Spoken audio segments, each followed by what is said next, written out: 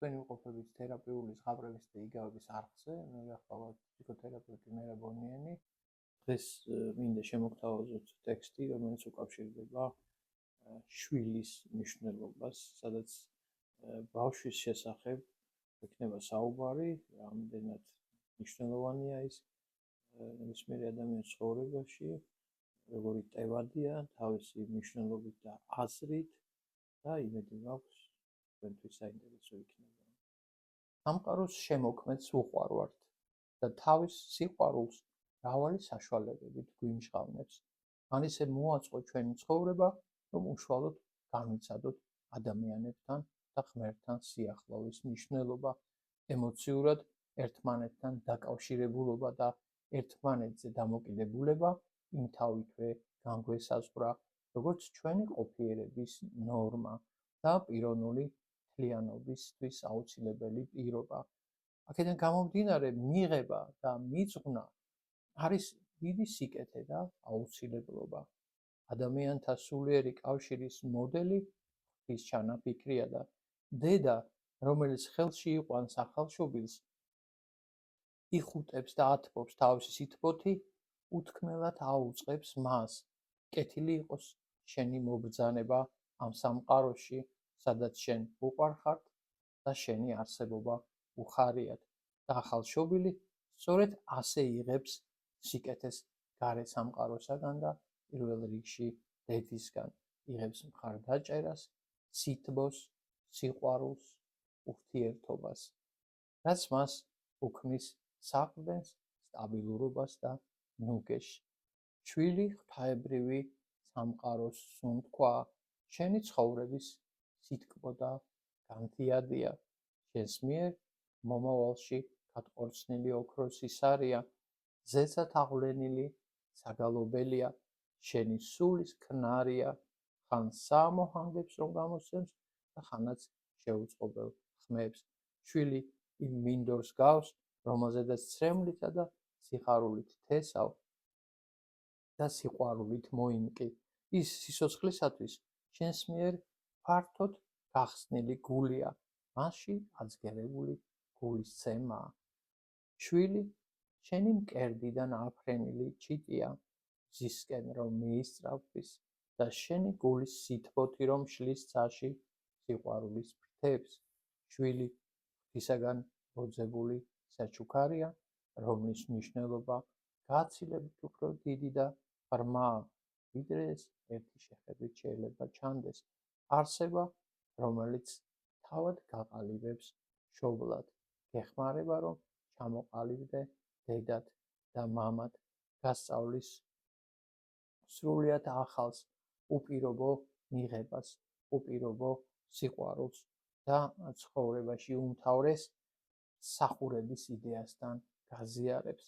შვილი, საჩუქარი, დღესასწაული, რომელიც ჯერ კიდევ შენთან არის. მრავალ უძილო ღამეებთან, წუხილებთან, თანაგანსასთან, ტკივილთან რომ გაკავშირებს და თან სრულიად ახალ მიზნებს რომ გისახავს. შვილი, ცოლ-მფრობის დუღაბი, ოჯახური ერთობის განმაპირობებელი, სიყვარულის მშვენიერი ნაყოფი და ღვთაებრივი წყალობის მისი მადლის გვირისტია. შენი მსგავსი, ალი და კვალი, მაგრამ მაინც განსხვავებული, სულ სხვა ადამიანი, თავისი განუმეორებელი სულით, ინდივიდუალურობით, დანიშნულებით და მისიით. თან წინასწარ არასდროს არ იცი, თუ ვის ხვდები მასში. შვილი, ეს ის სიყვარულია, საკუთარ თავს რომ შეგამეცნებინებს, საკუთარ თავთან ჰარმონიაში რომ მოყავხარ. და ხედავ, რომ ის ერთადერთი და განუმეორებელია და იცი, რომ ის ყველაფერს საუკეთესოს იმსახურებს. სწორედ მისი არსებობა გაგრძნობინებს, რომ სამყარო სრულყოფილია, ცხოვრება კი მშვენიერია, ხოლო თავად შენ ბედნიერი ხარ და შეგიძლია რომ მადლიერი იყო ღვთის ამ უდიდესი საჩუქრის გამო, იმ ახალი სიცოცხლის გამო, ვისი მშობელიც თავად გახდი. შეიგრძნობ საკუთარ თავს, როგორც სიცოცხლისა და სინათლის წყაროს, რომელიც ღვთაებრივი მადლით ანათებს. სწორედ შვილი გასწავლის საკუთარი თავის მსხვერპლად გაღებას მისი სიცოცხლის საკურთხეველში. მისთვის, ვისაც თითქმის საერთოდ არ იცნობ და სწორედ ეს თავგანწირვა გაპოვნინებს საკუთარ თავს, როგორც მშობელს. შეგიძლია ჩასწვდე მშობლად ყოფნის ღვთაებრივ საიდუმლოს, როგორც თავდადებას, მიძღვნას, როგორც სიყვარულის ინსტრუმენტს, რასაც თავად შენ წარმოადგენ და ეს კი რეალური მოცემულობაა ბედნიერების ძიებაში, საკუთარ თავში შეიცნობ სამყაროს სიტყვოებას, რაც გეხმარება, რომ სრულიად გაუძღოდე ეგოიზმისაგან, თვალსაჩინოვდება შენი არსებობის ჭეშმარიტი საზრისი და ღვთაებრივი დანიშნულება ადამიანად ყოფნის საიდუმლო. ბავშვი არსება, რომელმაც იცის, როგორ უყვარდეს და იყოს ბედნიერი, როგორ იცინოს და გაიხაროს, რომელსაც არ შურს, არ ახსოვს ბოროტება, ის უვნებო არსებაა, სრულიად მინდობილი მშობელზე. შვილი არ არის საკუთრება, ის ქვეყანას შენი მეშვეობით ევლინება, მაგრამ ღვთისაგან მოდის. შეგიძლია დაემსგავსო მას და ბევრი რამ ისწავლო მისგან და ნუ შეეცდები, რომ დაიმსგავსო ის. მიანიჭე მას შენი სიყვარული და ასაზრდოე მისით.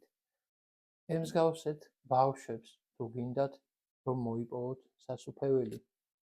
მაცხოვრის ეს სიტყვები თითოეულ ჩვენთაგანს გვეკუთვნის და ქრისტემ ამ სიტყვების წარმოთქმისას მიუთითა ბავშვებისაკენ, რომელთა შორის იდგა მომავალში დიდი მოწამე ეგნატე ღმერთშემოსილი, რომლის გულშიც ოქროს ასოებით ჩაიწერა სიტყვები იესო ქრისტე. ნამდვილი, სულიერი სიახლოვე შეუძლებელია განხორციელდეს გულის მონაწილეობის გარეშე. ურთიერთობების სრულყოფილებისათვის საჭიროა გულთა შეხება, რაც ვადებს სიყვარულს.